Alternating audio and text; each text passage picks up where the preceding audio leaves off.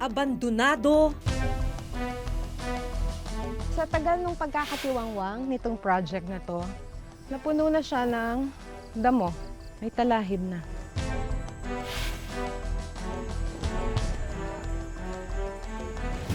Nakatiwangwang. Mapapaisip ka talaga eh. Saan napunta yung buwis, buwis ng taong bayan? At pinamumugaran na ng mga hayop. Naging tahanan na ito ng mga ibon. Mga gusaling malaki sana ang pakinabang sa mga mamamayan. Paano humantong sa ganitong sitwasyon ang mga gusaling ginastusan ng milyon-milyong pisong pondo mula sa kaban ng bayan?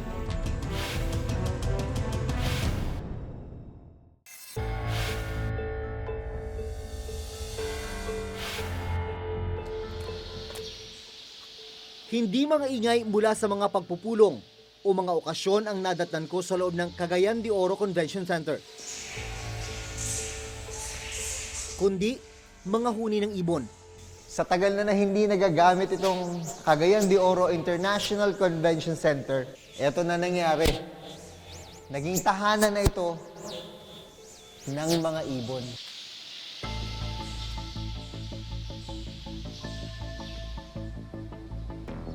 Taong 2001 nang simulang itayo itong Cagayan de Oro International Convention Center.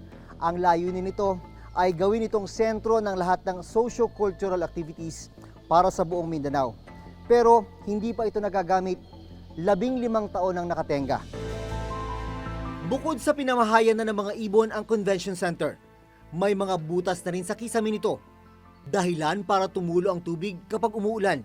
Kahit saan ka tumingin sa loob nitong struktura na ito, makikita mo yung mga palatandaan na matagal na talaga siyang napabayaan. Dito pa lang sa mga railing, sa mga sulok-sulok, puno na ng dumi ng mga ibon. Tubig, meron, galing sa taas siguro pag umuulan, nilulumot na yung mga hagdanan, lalo naman dito, nubuan na ng halaman.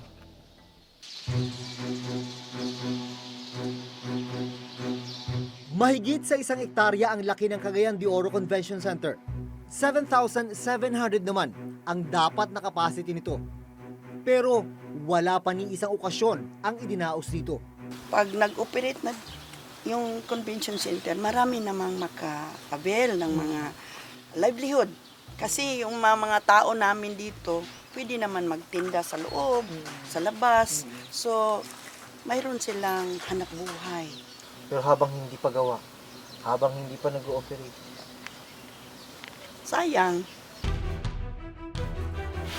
Ang Department of Public Works and Highways o DPWH Region 10 ang implementing agency ng proyekto. Ayon sa nakuha naming dokumento mula sa DPWH Region 10, June 2001 nang simula ng Convention Center. August 2003 ang target completion nito. Ang orihinal na contract cost nito ay 349.9 million pesos mula sa Priority Development Assistance Fund o PDAF ni dating Senador Aquilino Neni Pimentel. Ang pera, pinasa ko na kaagad doon sa DBM na ibigay sa direktamente doon sa DPWH para walang masabi na, uy, ito paborito na kontraktor ito, bibigyan ng, dito ibigay ang construction ng convention center para may cut sa kung sino-sino dyan. Ayaw ko yung ganun. And so the money has been provided and I want every centavo of that accounted fully. Sa dokumentong ito na nakuha namin mula sa DPWH Region 10, lumalabas na 2 ang naging contractor sa pagtatayo ng convention center. Mula 2001 hanggang 2009, naglabas ng 345 million pesos sa pagsisimula ng gusali. Pero taong 2010, hinawakan ng ibang contractor ang pagpapatuloy ng convention center. Mula 2010 hanggang 2011, naglabas ng 149 million pesos ang DPWH Region 10. Sa loob ng 10 taon na pagpapagawa sa Cagayan de Oro Convention Center, hanggang sa ngayon, hindi pa rin ito tapos. Paano po nagsimula ang proyekto na to? Yung proyekto natin, simula ito sa idea na noon yung ang Cagayan de Oro, wala pang sports center. Naumpisahan nga nung buhat noong 2001. Na-award sa Kwan, mahigit ng 349 million yung na-award sa kontraktor. Hindi pa rin nagagawa ang sanitary works tulad ng banyo, electrical, flooring at finishing ng gusali. Ang malungkot, mula 2011 hanggang ngayon, nakatenga ang struktura. Ayon sa dokumento mula sa DPWH, ilan sa mga dahilan kung bakit hindi natapos at natenga ang struktura ay ang masamang panahon at pagkakaantala ng paglabas ng pondo. Di yung balance na doon sa 349 million, hindi natapos kaagad. Umabot ng 2009. Ibig sabihin, pautik-utik yung lumalabas na pondo. Yun talaga. At dahil pautik-utik yung pondo, tumagal ang tumagal. Tumagal.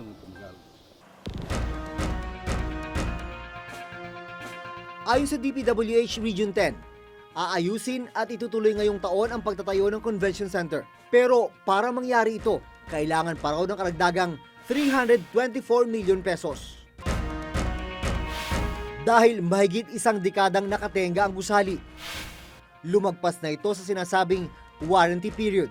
Yung termites control na ilagay dito noon, ang warranty period ng noon, epektibo siya within 5 years. Oh, paano na yun?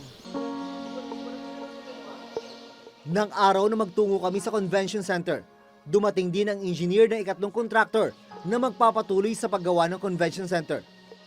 Ano ang plano nyo dito? Kailangan nga matapos yung lahat ng mga item, gagawin na mga ceiling, tiles, yung electrical works, yung air conditioning unit, yung sa mga CR natin, kailangan matapos yon lahat. Mga gano'n nyo katagal matatapos ito? Base sa kontrata natin, abot ito ng 360 days. Dapat nga yung mga ganyan, pwede na mag-file ng draft cases ang Office of the Ombudsman dyan eh. Kasi if you read the Constitution, or even yung sa Ombudsman law, they can, on their own, pag may mga waste, inefficiency. Ngayon, di ba, tatapos eh. May mga inaayos pa ng mga leakages, ganun. Palagay ko, sampa ko na yan sa ombudsman. Tingnan na niya. Para kung sino yung mga nagluloko dyan, ay dapat makapanagutan.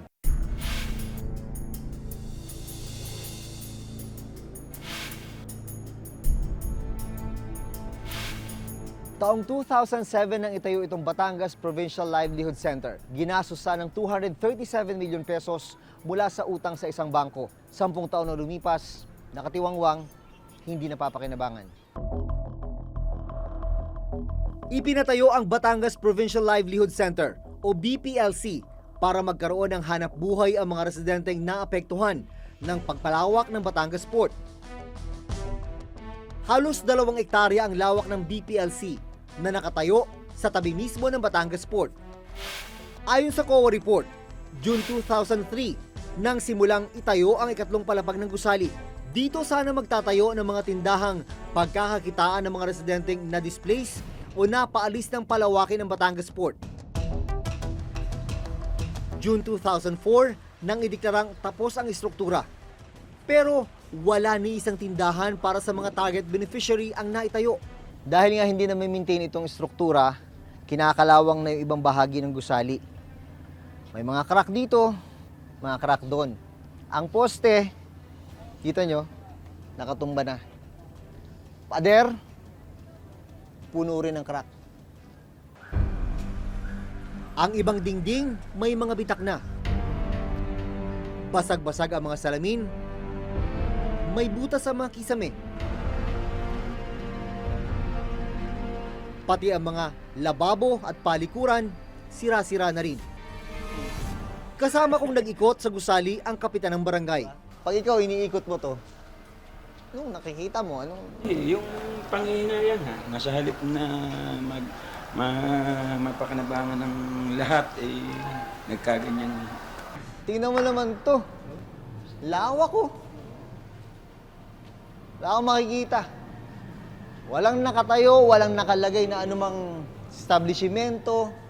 Ito makikita mo sa second floor. Pakante. Pag makikita mo yung ganitong klaseng proyekto, mapapaisip ka talaga eh. Saan napunta yung buwis, oh? Buwis ng taong bayan. Sa report ng COA, 237 million pesos ang inutang ng probinsya ng Batangas sa isang bangko nung panahon ng panunungkulan ni Governor Hermelando Mandanas. Ang kasunduan, kailangang mabayaran ng probinsya ang utang sa bangko sa loob ng 15 taon. Magagawa dapat ito kung kumikita ang gusali mula sa renta ng mga pwesto, parking at terminal. Ayon pa rin sa COA report, palaki ng palaki ang binabayaran ng Batangas Provincial Livelihood Center dahil ito sa interes at amortization na inutang sa bangko at iba pang bayarin katulad ng insurance at kuryente. Umabot na sa 289 million pesos ang accumulated losses o nasasayang na pondo dahil sa hindi napapakinabangan ng proyekto. May mga nadatnan kaming nagtitinda sa ibabang bahagi ng gusali, pero hindi sila nagbabayad ng kanilang pwesto. Hinayaan na lang silang magnegosyo sa nakatenggang gusali. Ito po ang dinat na namin. Hindi ko siyempre kami muna ang gagamit. Habang hindi wala pang gawa, binaplano si Governor para dito.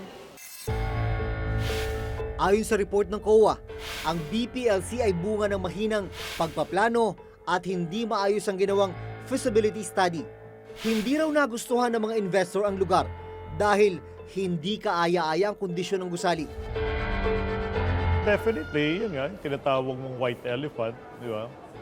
So, unang-una, mali yung location. Nagtataka nga ako, ba't nilagay doon sa port area? Well, obviously, hindi pinag-aralan. O umutang sila ng 250 million, napakalaking waste of public funds. Pero ayon kay Governor Mandanas, malaking bagay ang pagpapalit ng administrasyon.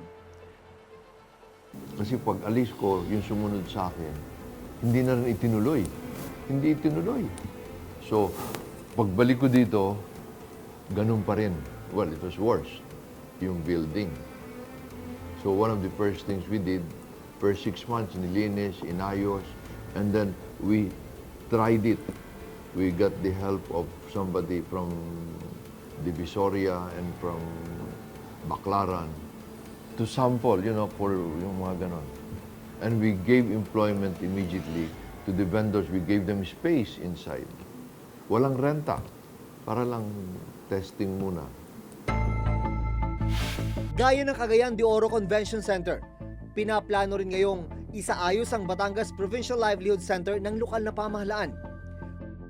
Pero para magawa ito, kailangan na naman ng panibagong budget.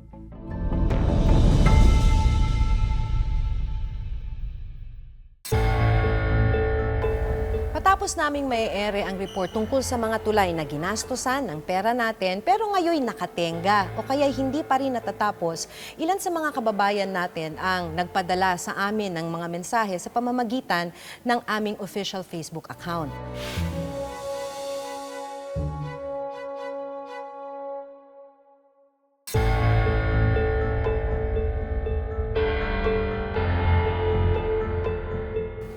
Matapos naming mai-ere ang report tungkol sa mga tulay na ginastusan ng pera natin pero ngayon nakatenga o kaya hindi pa rin natatapos, ilan sa mga kababayan natin ang nagpadala sa amin ng mga mensahe sa pamamagitan ng aming official Facebook account. May mga nag-report tungkol sa hindi natapos na tulay sa Surigao at Pampanga. Meron ding nakatenggang palengke sa Mindoro at maging mga sira-sirang daan sa iba't ibang bahagi ng bansa. Magpapakita lang ito na may iba pang proyekto sa ibang lugar sa bansa na may problema o kaya naman questionable ang pagpapatupad. Bukod sa mga unutilized o hindi nagagamit na convention center sa Cagayan de Oro City at livelihood center sa Batangas, nauna na naming natalakay sa Reporter's Notebook ang mga multipurpose building o MPB na pinaglaanan ng milyong pisong pondo pero hindi natapos. Gaya ng ilang multipurpose building na itinayo sa bayan ng Tugaya sa Lanao del Sur. Bawat gusali naglaan ng 500,000 pesos. Pero ang dinatnan namin noon, mga poste lang at hindi tapos na gusali.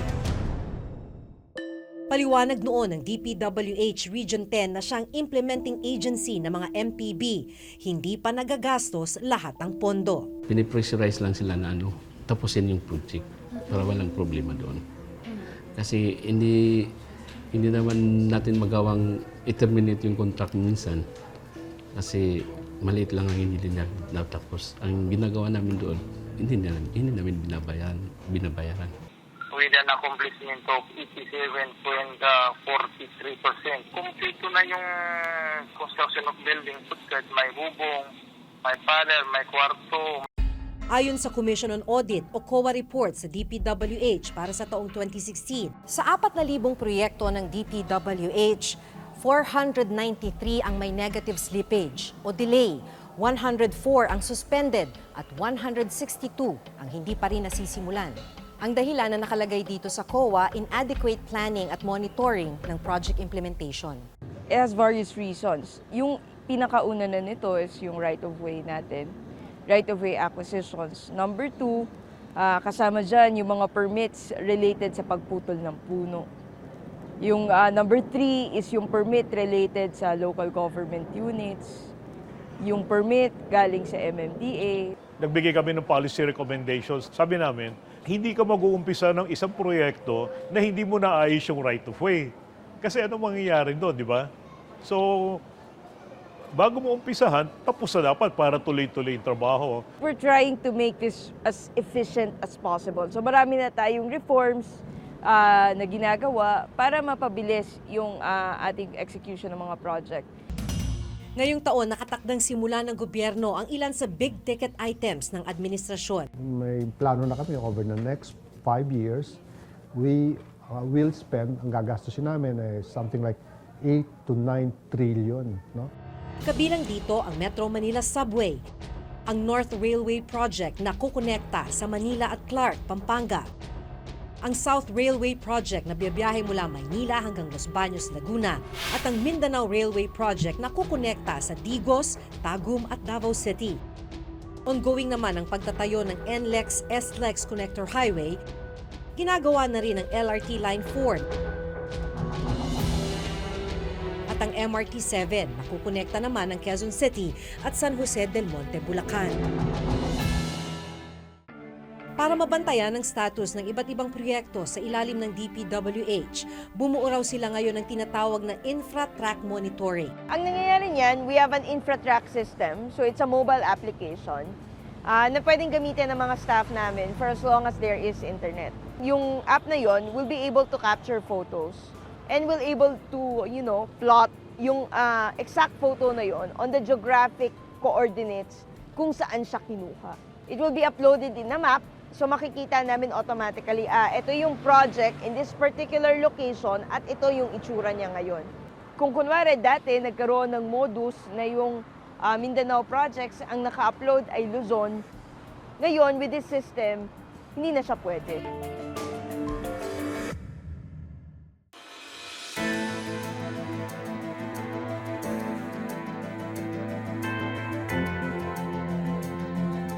Sa mga nakita pa lang nating proyekto, nasa mahigit 800 milyong piso na ang inilaan para sa pagpapatayo ng mga tulay, convention at livelihood center.